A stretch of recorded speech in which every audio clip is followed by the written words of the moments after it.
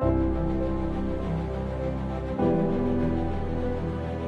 पढ़ते बाइबल में लिखा यूहन्ना 9:1 में, जाते हुए उसने एक मनुष्य को देखा जो जन्म से अंधा था।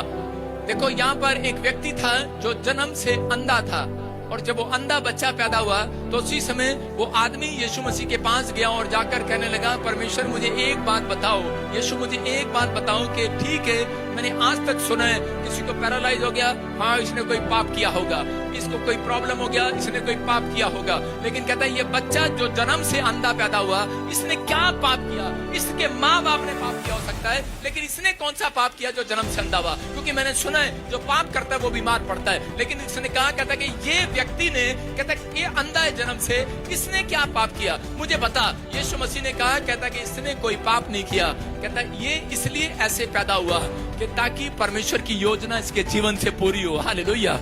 आज पवित्र आत्मा उन लोगों से बात कर रहा है। हो सकता है मसीह में आने के बाद आपको कोई ऐसी प्रॉब्लम होगी हो, मसीह में आने के बाद आपकी परिस्थितियां अब तक भी ठीक न हो रही हो, आप बहुत प्रार्थनाएं कर रहे हो, बहुत कुछ कर रहे हो, लेकिन परमेश्वर की एक योजना है आपके जीवन से। अगर आपके हालात नहीं सुधर रहे, आपकी शादी नहीं हो रही, आपको बच्चा नहीं हो रहा, अगर मसीह में आने के बाद आपका कर्जा नहीं उतर रहा, आपके हालात बद से बदतर हो रहे हैं, आप ठीक नहीं हो रहे, तो पवित्र आत्मा कह रहा है, कहता है वेट करो। इसका मतलब परमेश्वर की कोई योजना है। जब तक आपके मोहल्ले शहर को पता नहीं लग जाता कि तुम किसी परिस्थिति में हो, कैसे हालात में हो, कितना छुपाओगे, नहीं छुपने देगा परमेश्वर। आप कितनी प्रॉब्लम में हो, परमेश्वर उसको उजागर करेगा और बताएगा लोगों को, देख इनके पास क्या नहीं है, कितने बेकार हैं, कितने कुछ, सब कुछ बर्बाद हो गया इनका। लोग आपका थू करेंगे, लोग आपके बारे में कहेंगे तुझे कुछ नहीं मिला, लेकिन उसमें जो व्यक्ति बना रहेगा और परमेश्वर से प्रार्थना करता रहेगा, परमेश्वर उसका टाइम चेंज करेगा यीशु मसीह के नाम में।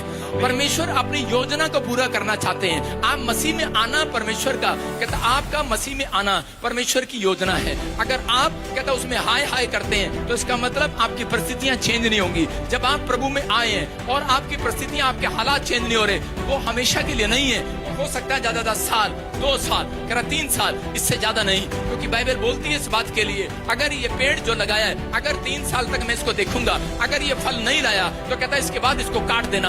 पवित्र आत्मा भी देखता है, कहता है अगर 3 साल तक भी, 1 साल, 2 साल, 3 साल, अगर कोई व्यक्ति नहीं सुधरता तो वो काट देता है उसको। अगर कोई व्यक्ति प्रभु में होकर फिर भी बना रहता है, और चाहे वो किसी भी हालात में हो, कैसी भी परिस्थिति में हो, तो परमेश्वर उसके लिए योजना तैयार करता है। आज रात परमेश्वर ने आपके लिए एक योजना तैयार की हुई है। अगर आप मसीह में हो, आपका कोई काम नहीं बन रहा, पवित्र आत्मा कह रहा आपके लोग देख रहे हैं, आप पवित्र आत्मा एक योजना बनाएगा, आज रात एक प्लान बनाएगा और आपके हालात बदलेगा। आज रात आपके लिए एक समुद्र के तो पार करेगा, रास्ता बनाएगा, और उन्हीं लोगों के सामने, वही लोग आपके सामने, आपके गांव मोहल्ले शहर के जिन लोगों ने 3 साल में आपको देखा होगा मसीह में जाते हैं, वही कहेंगे आज रात के बाद, क्योंकि परमेश्वर की महिमा होगी उन लोगों के बीच में।